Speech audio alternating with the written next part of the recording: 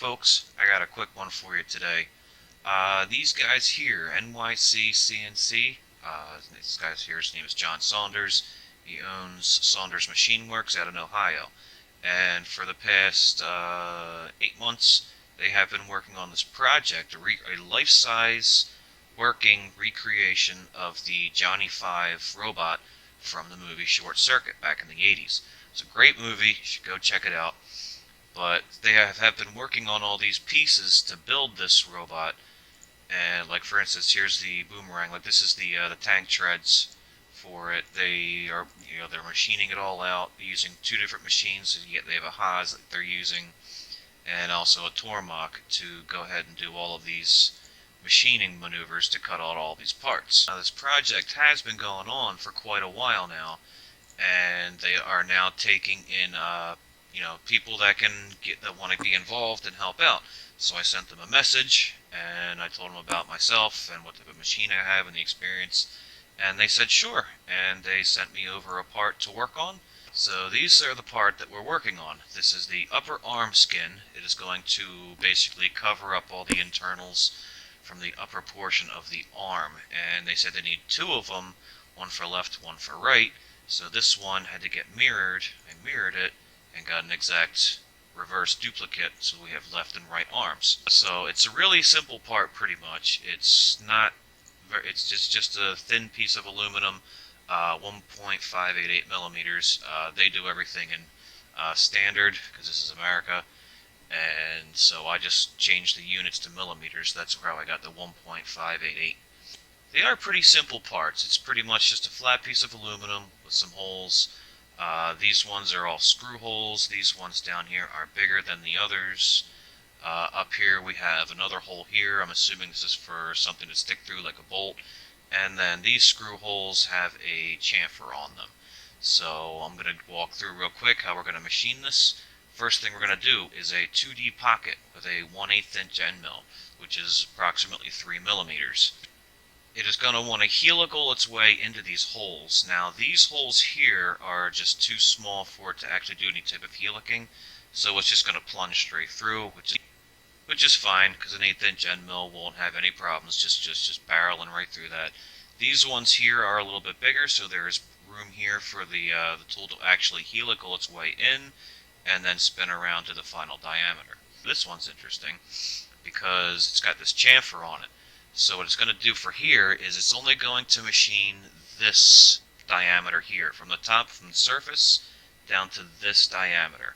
And that's just going to make a hole that's open all the way through, because the next tool path is the same end mill.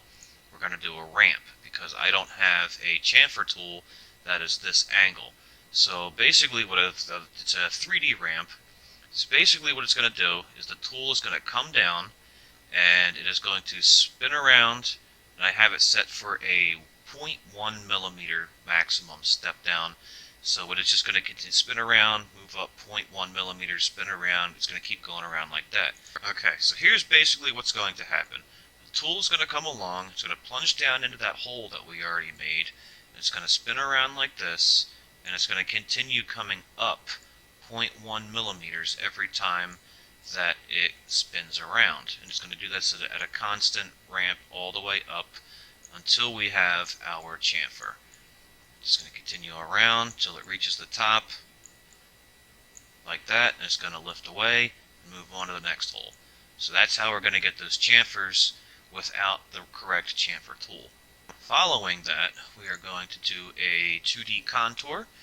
I'm going to be stepping this down with a 1 millimeter maximum step down, so it's going to take 2 passes, and I'm using the ramp approach, meaning the tool's going to come here, and it's going to travel this much distance, and it's going to go down into it at an angle before it comes around, and when it does come around, it's going to go past the last point, and right here you can see it's going to angle its way down again. That's how we're going to keep a constant tool load. And there's no, when you do the lead in and lead out, or when you do the lead ins, it's going to come around and then it's going to lead out and lead back in and plunge down and do it again. That's just extra time. That's why I like doing these ramp moves, because it keeps a constant load on the tool, and it just cuts a lot faster. And we are also leaving 0.1 millimeters stock to leave on the side here. The sidewall surface finish isn't really something that we care about right now. That's why we're going to come back and we're going to do another contour at the full depth with 0 stock to leave. So that 0.1 millimeter that we left behind, it's just going to come back around and it's just going to just barely skim the surface. And it's going to take off all those tool marks that we did in the last maneuver. Then finally, after that, we are going to take my 90 millimeter spot drill, because we have all these sharp edges. So we're going to put a 0.1 millimeter chamfer on all of these edges here. And that's what all that's pretty much going to do is it's going to break that edge. It's going to make the edge nice and smooth and more professional, and you're less likely to cut yourself. So that's how we're going to do it. We're going, aside from the tool change, we are looking at 17.44 minutes, which I could get this down faster, but it's just this one thing. I want to take my time and not mess anything up. So let's go to the machine and get this machined up.